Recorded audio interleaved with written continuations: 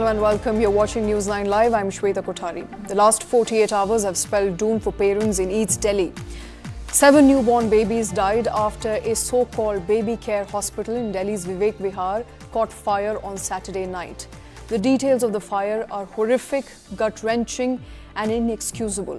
Viewer discretion is advised. 7 newborn babies were charred to death and 5 others are being taken care of. They are battling for life. One infant died at the age of 25 days, while the other 6 were just 15 days old. They were all housed in critical care units. Several details, all too familiar, are shedding light on how the hospital tragedy was in the making for a while. Hospital's license was inadequate and had expired on 31st of March. The building was not equipped with fire extinguishers or emergency doors, and there were a large number of oxygen cylinders found at the site of the fire. The result?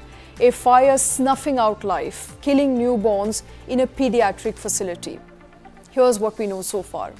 A suspected short circuit in the reception area of the ground floor sparked the blaze. The fire, which erupted around 11:32 p.m. at night, quickly intensified due to the presence of numerous oxygen cylinders that began to explode. There were 4 to 5 explosions that significantly worsened the fire, with oxygen cylinders being hurled as far as 50 meters away. Fire spread rapidly to the first floor. The building, which was ground plus 3 floor, housed children on the first floor and the storage area on the second floor. The fire spread to the adjacent floors as well. Local residents climbed in from the back side of the building and tried evacuating children, while firemen arrived and rushed to bring the infants out through the windows. 16 fire tenders were pressed into service. The big question that we're asking tonight is, why was a so-called hospital operating in a crammed-up 120 square yard adjacent to houses even allowed to operate in the first place? And why was it approved by the authorities? If you carefully see the hospital layout, there are several red flags. A puja room can be seen next to the reception, which housed several cylinders. A narrow hallway through with the length of the floor makes the rescue operations next to impossible. We now know that no fire extinguishers were installed in the hospital for any emergency, and there was no emergency exit. A narrow balcony on the first floor and above, all of which exacerbated the problem. As 14 fire tenders tended to the inferno, 12 newborn babies were rescued. Many of them died. The owner of the hospital has now been arrested, along with the on-duty doctor. A Delhi government investigation is currently underway and justice may be served. But our collective nature is to be reactive, not proactive, which essentially means that such cases appear to be similar every now and then. Fire safety operations, remember, fall under municipalities, which seem to have weakened in the recent times. Inspections are rare and once in a few years exercise and not frequent. In fact, data suggests that urban India has less than 40% of the fire station it needs. The country's firefighting infrastructure is in tatters and needs urgent modernization. All of this means that very often it requires a tragedy to uncover violations. From the 2011 AMRI hospital fire in Kolkata that killed 92 people to the blaze that killed 10 babies in a hospital 60 kilometers from Nagpur in 2021. Lessons have not been learned. One incident on another shows the failure that we have had, despite these instances repeating time and again. And it brings to light the design of housing apartments, hospitals and commercial spaces which are still not safe. The Delhi fire has highlighted the apathy of the system yet again, this time in a more heartbreaking way than others. And moving on now, in fresh updates which are coming in from Rajkot fire incidents as well, the Gujarat High Court has now come down heavily on the municipal authorities and the state government for the death of 28 people, including 9 children. The bench has questioned the authorities, asking, and I quote, "Did you fall asleep when this has been going on for 2.5 years? Are we to assume you turned a blind eye?" Here's a look at what unfolded in Rajkot over the deadly weekend and how a gaming arcade turned into a game of death for dozens. A Saturday afternoon, 4:30 p.m, slam in the middle of summer vacations. 300-odd people, mostly families with young children, plan an evening playing games in an entertainment park. Little do they know that a lazy weekend recreation will soon turn into a nightmare. Running a gaming and entertainment zone should be no child's play, but that's what it seems to have become. A game of death with a paltry price on life. The Sunday Rajkot fire incident that claims dozens of lives, including those of little children, is a grim reminder that life has become cheap in India. India's amusement park industry is booming. A report suggests that India is home to about 300 outdoor amusement parks. These include the likes of go-karting, water parks and big roller coaster rides, and as many as 2,500 indoor amusement parks that include gaming arcades, bowling alleys and trampoline parks. It's a 12,000 crore rupee annual turnover industry slated to more than double to 25,000 crore rupees by 2030. But the haunting question is, at what cost? Let's look at what unfolded at TRP Zone, a now gutted gaming arcade in Rajkot. A welding activity under a tin roof. Sparks begin falling. Cans of fuel meant to power the genset explode, quickly turning into a raging fire that, despite quick dousing efforts, yield no results. Failed emergency evacuation protocols lead to the death of customers who had come in on a Saturday afternoon to enjoy games with their young children. The FIR against the owner of TRP Zone states that the owner operated the gaming zone without a valid fire department NOC. The gaming zone, constructed using iron angles and galvanized sheets, lacked adequate safety features. Despite the presence of electrical wiring and AC vents, the absence of firefighting equipment further exacerbated the disaster. The reckless action, taken with full awareness of the 100% chance of human death or injury in the advent of a fire, put numerous lives in jeopardy. Taking suo motu cognizance of the incident, the Gujarat High Court has described the incident as a man-made disaster. The incident has led to governments across the country, including Karnataka, Maharashtra and Uttar Pradesh, order audits of gaming zones in their states. A manager at a Noida gaming zone confirmed to me that the audit was completed on Sunday night. There are at least 3 licenses issued by state governments to operators of gaming zones. Number 1, an entertainment license that legally allows amusement parks and video game parlors from installing and operating gaming equipment in the premises. Then there's a food license that allows serving of food and non-alcoholic beverages in a gaming zone. And a fire department's NOC that is granted only if the facility prescribes to fire exit norms and have firefighting equipment on premises. Now, even as the Rajkot tragedy unveils lapses in requisite permissions and gaming dens still operating unabated, there are bigger questions that India must wake up to. How safe is the equipment at amusement parks and who ensures their maintenance? Then, how frequently are amusement parks audited for following safety norms, including fire and other hazards? Is there a structural audit on the quality of the buildings that run amusement parks? How easy is it for emergency services like fire tenders and ambulances to arrive in case of an incident? And are entertainment parks well staffed with certified trainers and lifeguards who strictly impose do's and don'ts for customers? These questions, even if answered, will be too little and perhaps too late for the precious lives lost in Rajkot. But authorities must ensure that a disaster like this is never repeated. All right, several deaths, first in Rajkot, then in Delhi, and a consequent fire in Baghpat as of this morning seem to have claimed lives. The question is, when will we as a community and as a civil society finally wake up to these instances? With that, it's time for a short break. We'll be back with more on the other side. Keep watching Newsline.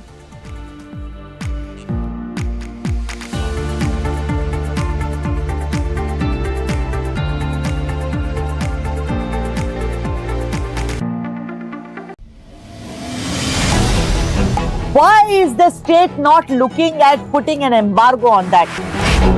As a Telangana person, I will not accept. How do ordinary folks deal with this?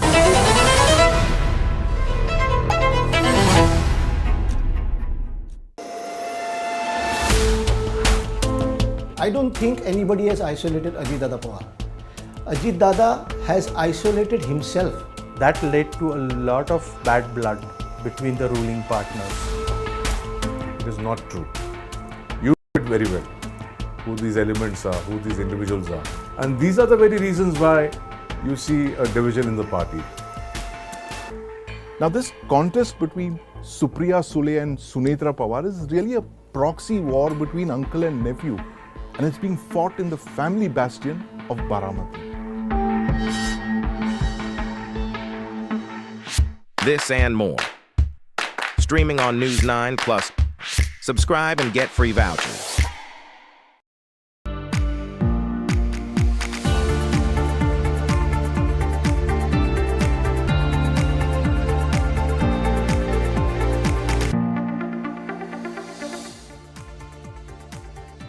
News 9 Live. Content moderation can impact your mental health severely, and several employees are now waking up to it.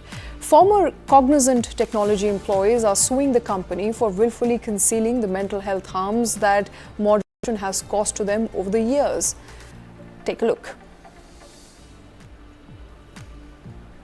How harmful to mental health is the content on Facebook and other social media platforms? Just like how cigarettes come with a statutory health warning, should the same be done with social media content? Well, renowned IT services firm Cognizant Technology Solutions is now facing lawsuits from its former employees. At least 14 former staffers have separately sued the company in a court in Florida in the US, and they have accused the NASDAQ-listed company of willfully concealing mental health harm from content moderation work that they did for Facebook.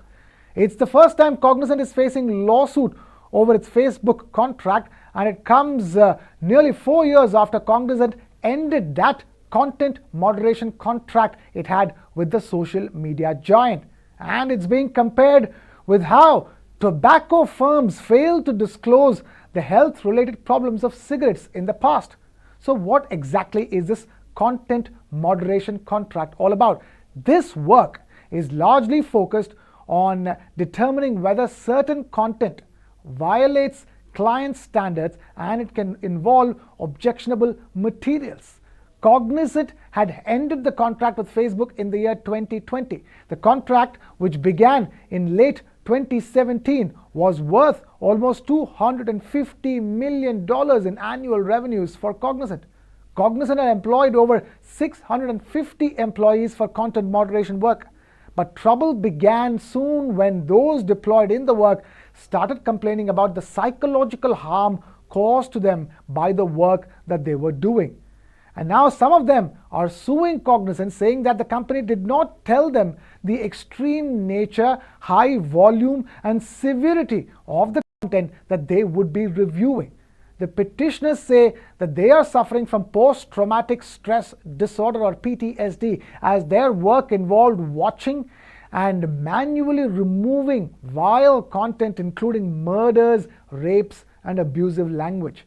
The petitioners also allege that Cognizant knew about the risk of psychological harm the work of content moderation involved, but failed to tell them about it. They are suing Cognizant for failing to provide them a safe work environment. One law firm called Printy Law Firm, based out of Tampa in Florida, is representing all 14 petitioners. All of them have sought a jury trial and damages of over $75,000 each. The question is, will they get justice and the money that they're asking for? Well, there is a precedent that has been set. In September 2018, Selena Scola, who worked for a Florida-based staffing firm, was doing content moderation work for Facebook, and she had filed a class action lawsuit against Facebook.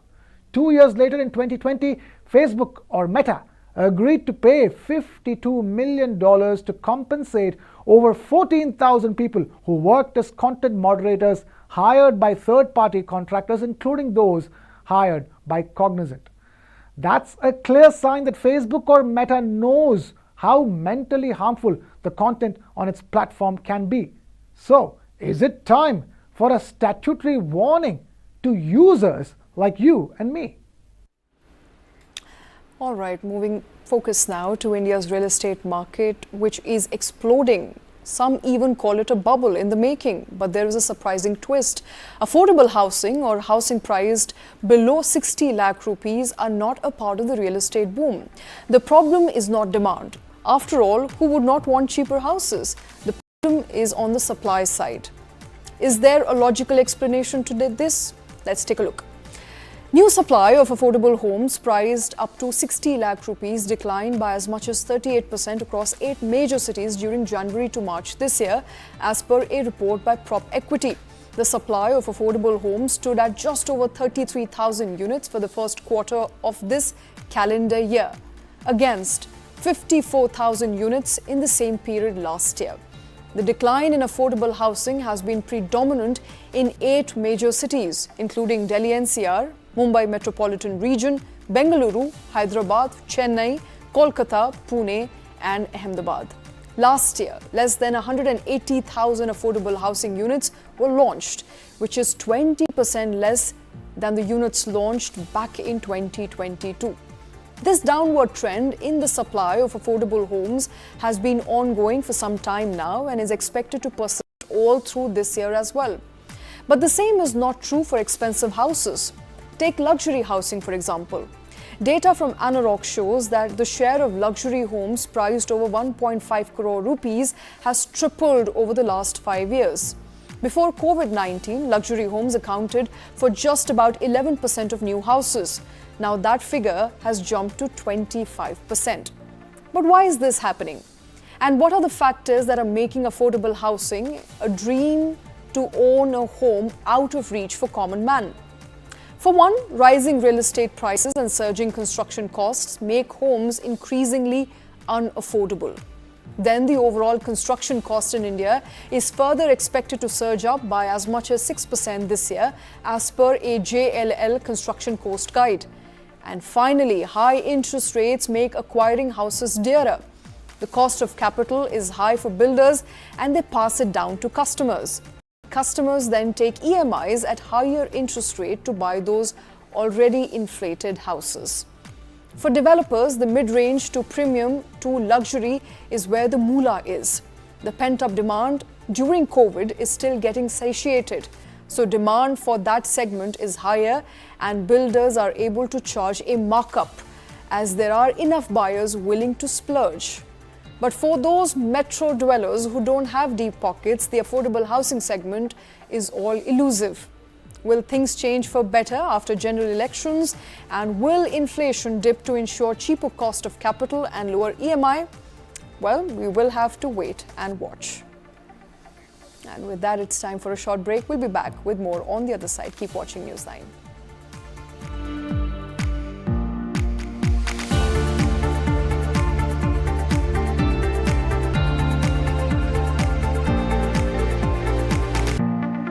Start with the end in mind. You need to know where you want to reach. Every morning that we wake up, we are exercising our choice. The destiny is decided. The results are known that I'm going to win. Life of a goalkeeper is something which has always intrigued me. When you come into a stadium, this is the highest level of pressure. When I set out to do something, I decide in my mind that failure is not an option. What you feel very strongly about, those are the stories to tell. I have a mind which is absolutely restless. Mind and body are entangled sensations. That brings me back to golf. It's an amazing game. This is not a perfect game. You only learn from them. If you have a formula to a success, then you can replicate it. I feel this is my first step. I'm starting now. Winner is first born in the mind. I think, therefore I am. We are all about our mind. World premiere every Saturday on News9 Live at 9 p.m.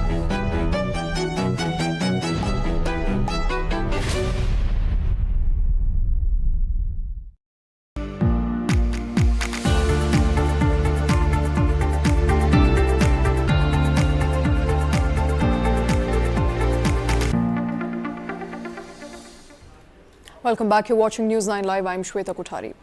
On Sunday morning, 19th of May, a 17-year-old minor driving a luxury Porsche, allegedly under the influence of alcohol, hit a motorcycle with two techies riding, killing them both.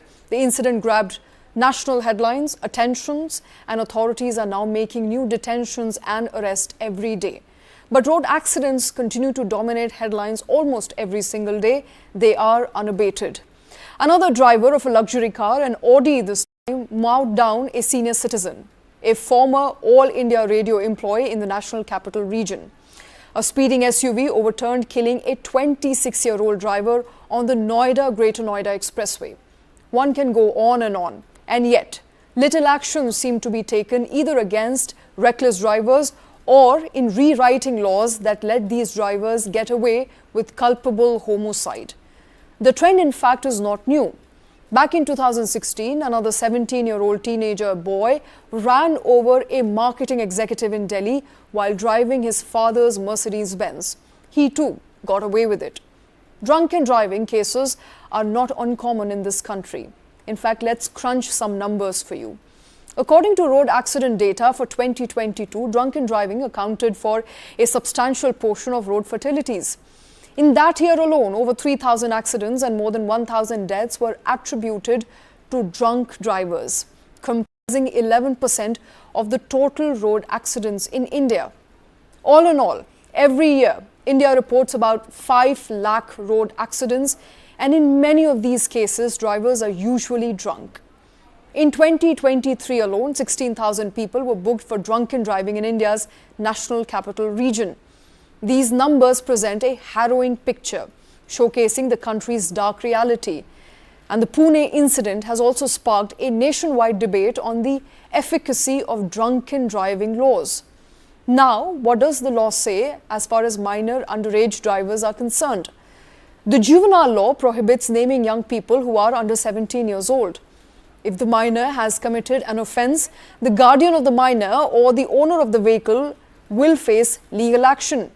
The guardian can spend or can be sent for jail up to 3 years along with a fine of 25,000 rupees.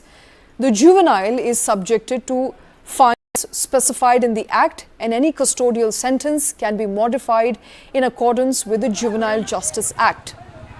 In the Pune Porsche incident, after the Juvenile Justice Board granted bail to the alleged accused, it created a public furore. Now, the Pune police and families of the victims demand that the 17-year-old boy should be tried as an adult. Pune's police commissioner said that they have filed a review application before the juvenile board in this matter. Not just this, Maharashtra's Deputy Chief Minister Devendra Fadnavis has also expressed shock over the lenient view that the juvenile board has taken in this matter. Now, talking specifically about Maharashtra, the legal drinking age is 25 years.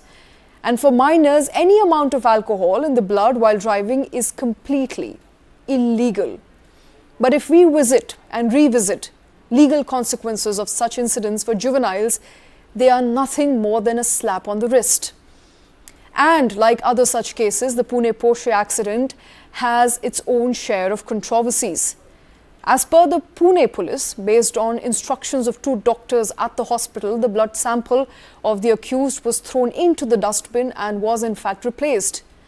Not just this, the police also arrested the grandfather of the 17-year-old, claiming that he, along with minor's father, pressurized their family driver to take the blame for the accident in exchange for money. Again, a very common occurrence. Compared to India, drunk driving is far more serious an offence in other countries. And even if the legal age for alcohol consumption is almost the same bracket as the USA, the UK and Australia, the laws outside are far more stringent. In the United States, most states have zero tolerance laws for drivers under 21, and any detectable amount of alcohol in their system can result in charges. For the UK and Australia, a conviction for drunk driving can result in criminal record, impacting future opportunity for the minor. Back to India, not only do we need stricter laws, but also robust public awareness. Globally, Mothers Against Drunk Driving and Student Against Destructive Decision are 2 influential movements that have chapters in various countries.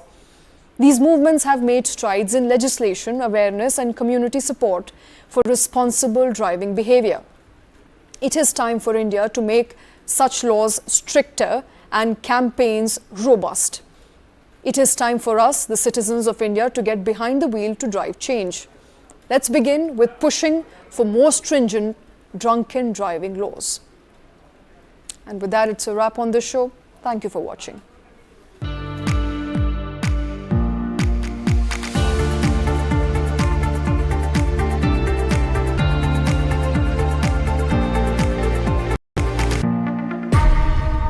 वो पूछते हैं कि हम कौन है गालिब, तुम बतलाओ कि हम बतलाएं क्या।